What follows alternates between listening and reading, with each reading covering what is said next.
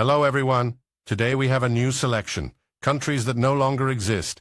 I will tell you the story of their formation, development, and collapse.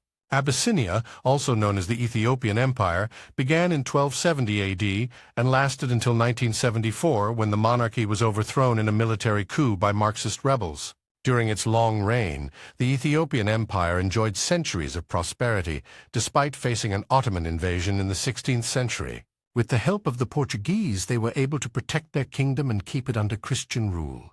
Curiously, the Ethiopian Empire was ruled by the claimed descendants of the biblical King Solomon and Queen of Sheba, believing they were a lost tribe of Judah. The Ethiopian Empire reached its peak during the late 1800s and early 1900s under Emperor Menelik II's reign. He was successful in defending against invading Italian forces, and his modernization of the kingdom by incorporating railroads, telegraphs, and establishing schools and hospitals produced a thriving culture. Although the Italians did occupy the empire for 5 brief years during World War II, they never fully controlled it, and to this day Ethiopia remains the only African country that has never been colonized by a European power. Austria-Hungary, the Austro-Hungarian Empire, otherwise known as the Dual Monarchy, existed between the years of 1867 to 1918. It was a union between the two countries that also included parts of the Czech Republic, Italy, Romania, Poland, and the Balkans. During its time, it was one of the largest and most powerful European empires, playing a significant role in European politics and diplomacy as they were allied with Germany and Italy. Unfortunately, things would quickly fall apart for the short-lived alliance of the two nations. For one, this empire was extremely multi-ethnic, ruling over a vast number of groups of people that were becoming increasingly nationalistic among themselves. This meant that there was non-stop tension that led to frequent riots and overall unhappiness. The empire's political system was seen as outdated and ineffective by its own people as they faced high levels of debt and inflation, as well as a lack of industrialization and modernization in certain regions. During World War I, they suffered a series of brutal military defeats, especially the Battle of Vittorio Veneto, which would ultimately spell the end for the Austro-Hungarian Empire. The 1919 Treaty of Saint-Germain-en-Laye would dissolve the empire into 4 independent states: Austria, Hungary, Czechoslovakia, and Yugoslavia. Byzantine Empire. In 330 AD, Constantine the Great became the first Roman emperor to convert to Christianity, changing the official state religion of Rome entirely. He wanted to move the capital of Rome to the city of Byzantium, located in present-day Turkey, to reflect his new Christian beliefs. This would begin a new era for the empire. Emperor Theodosius I, his 2 sons, Arcadius and Honorius, would rule the Western and Eastern Roman empires as 2 separate political entities. Western Rome would quickly fall in 476 AD, but Eastern Rome would continue for another 1,000 years. Eastern Rome, or the Byzantine Empire, would undergo many ups and downs throughout its history. Positively speaking, great leaders like Justinian I would rule with an iron fist, stomping out barbarian invaders and establishing the Justinian legal code, which became the basis for much of Western European law. That being said, the Byzantine Empire faced many incredible hardships, including the religious schism with the Catholic Church, causing a separation of faith between Roman Catholics and Eastern Orthodox Christians. While this was happening, Islam was rising and became a major threat to Old Europe and the remaining Eastern Roman Empire. The capital city of Byzantium, later renamed Constantinople, was believed to be an impossible city to conquer geographically because it was surrounded by water and mountains. In the mid-1400s, Islamic Ottoman forces led by Sultan Mehmed II had to get creative, as even though they greatly outnumbered the weakened and puny Byzantine military, the geographic stronghold they had was still almost impenetrable. This led to the Ottomans developing giant cannons and performing crazy militaristic feats, such as literally dragging their ships across the mountains by hand in order to enter the restricted sea and attack the weaker part of the city. Once Constantinople fell, it was renamed Istanbul and became the capital of the Ottoman Empire, marking the true end of Rome. Corsica is an island off the coasts of France and Italy, and has historically been ruled by many different groups of people. In ancient times it was ruled by the Etruscans, Carthaginians, and the Greeks, until it was fully conquered by Rome in the 2nd century BC. After the fall of Western Rome in 476 AD, it would eventually be ruled by the Italian city-state of Genoa for a long period of time. Fast forward all the way to 1729, the Corsican Revolution for Independence began, and after 26 years of struggle and fighting against the Republic of Genoa, Corsican independence was declared, and the Corsican Republic began drafting a constitution. Unfortunately, the country of Corsica wouldn't last very long, since they were entirely unable to eject the Genoese from the major coastal fortresses of Calvi and Bonifacio. In 1767, Genoa sold the island to France, and French forces would arrive in Corsica to quickly stomp out the independence. Although Corsica was allied with the British Empire, who were no fans of the French, no British military support arrived to help Corsica. Finally, during the French Revolution, Corsica did receive military support from the British and would become independent again until the British left the country in 1796, and it was instantly reconquered by the French. Despite the fact that Napoleon was born in Corsica, his government would also neglect the island in favor of much larger imperial ambitions. Gran Colombia was a state that encompassed much of northern South America and part of Central America. When it came to international recognition regarding the legitimacy of this nation, however, Europe was not down, to say the least. Austria, France, and Russia only recognized Gran Colombia's independence if Gran Colombia accepted their governments, which they didn't. This led to political instability that would curse the country during its very short reign.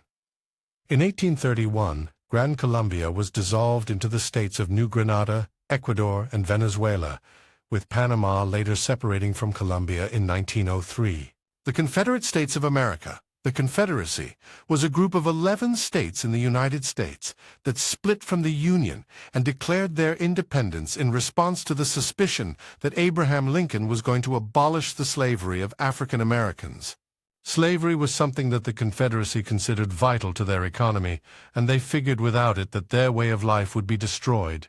On the contrary, Abraham Lincoln believed slavery was economically inefficient and hindered the development of the country, believing instead that free labor was more productive. He also had moral quandaries with slavery and believed it was a source of conflict and division that would lead to the destruction of America in the long term. After a brutal American Civil War, the Confederacy ended up surrendering, although not before President Lincoln himself was assassinated by a Confederate sympathizer while attending a play in Washington, D.C. After the war, each state that rebelled against the United States was readmitted to the Congress after ratifying the 13th Amendment, which outlawed slavery forever. The Ottoman Empire, sometimes considered to be the Islamic version of the Roman Empire, the Ottoman Empire was a force to be reckoned with during its long-lasting run, giving Eastern Europe a run for their money.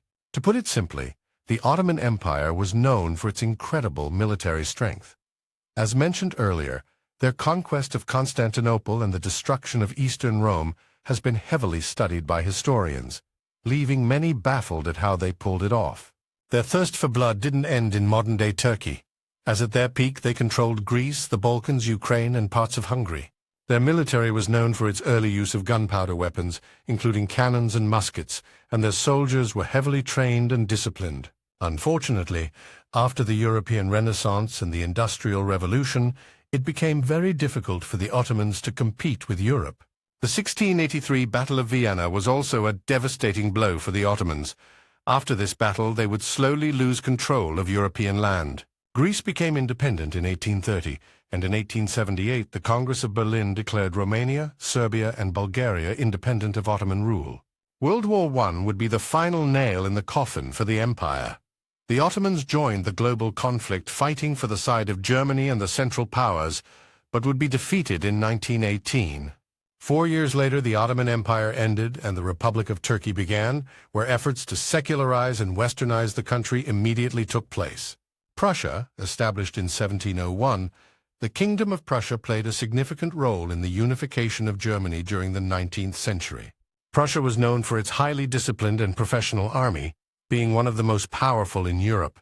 They were able to expand their borders multiple times and became Austria's greatest rival, since both nations wanted total control of Germany. However, once Napoleon arrived on the scene, Prussia ended up losing a lot of its land to the French from 1803 to 1815.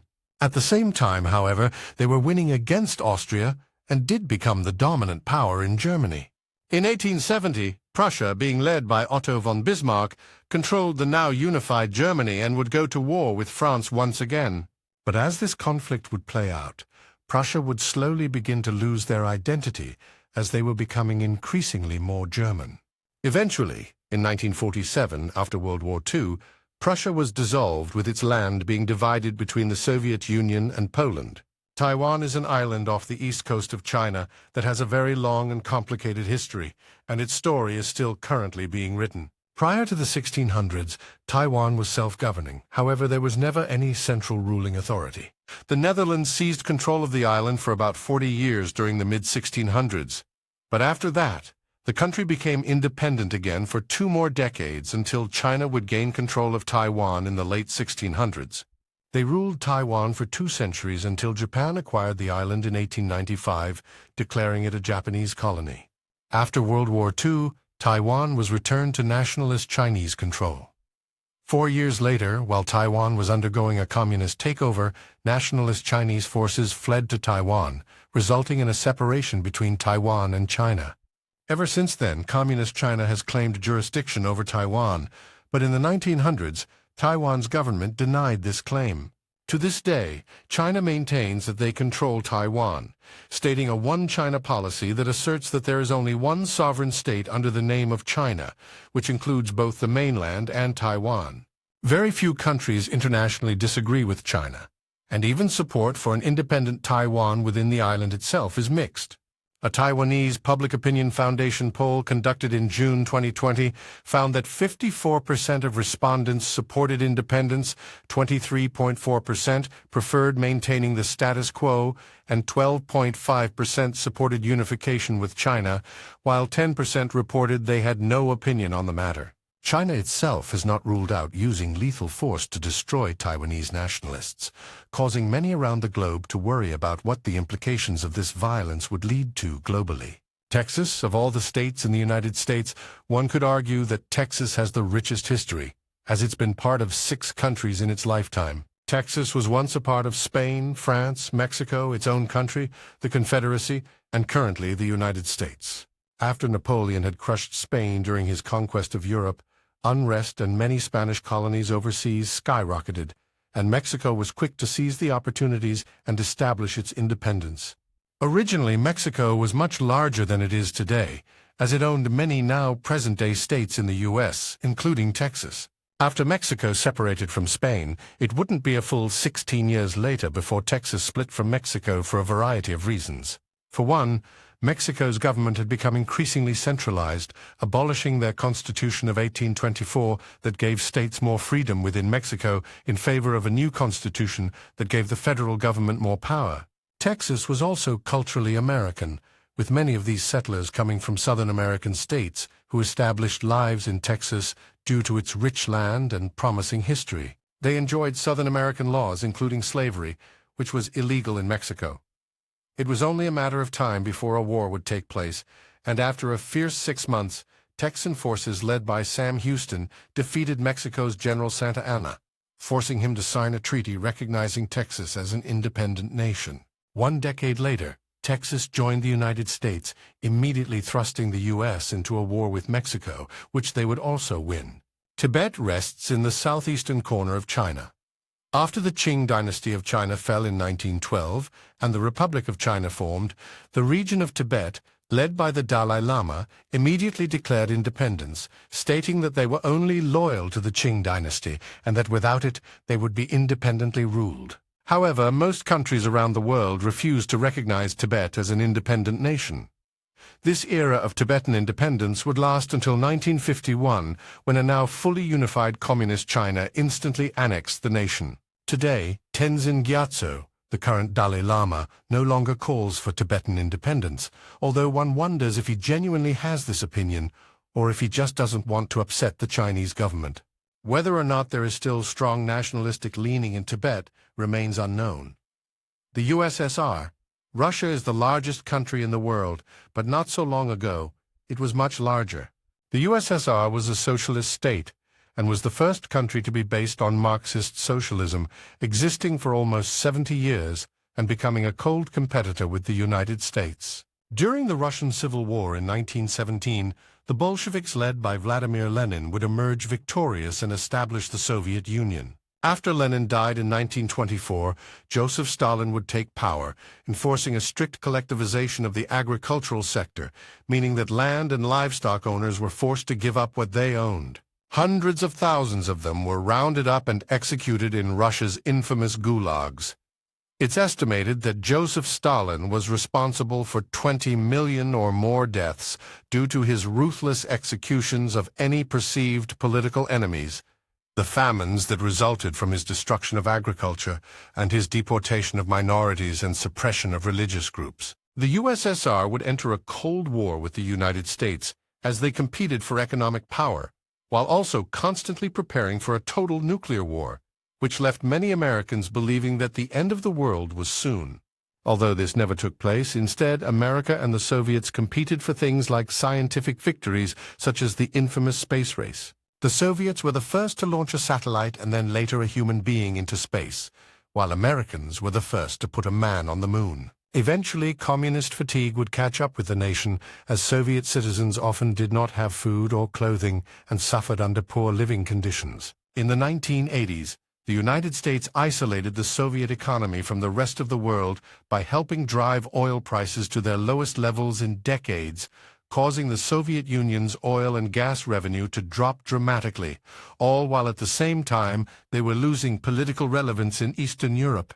The toppling of the Berlin Wall in 1989 represented the symbolic and realistic end of the Cold War and the Soviet Union itself, as the wall had previously presented a physical and ideological barrier that divided the Eastern Communist side of Berlin and the Western capitalist side. On Christmas Day 1991, the Soviet Union was disbanded, with Russia becoming a nation with a president and 3 branches of government like the United States.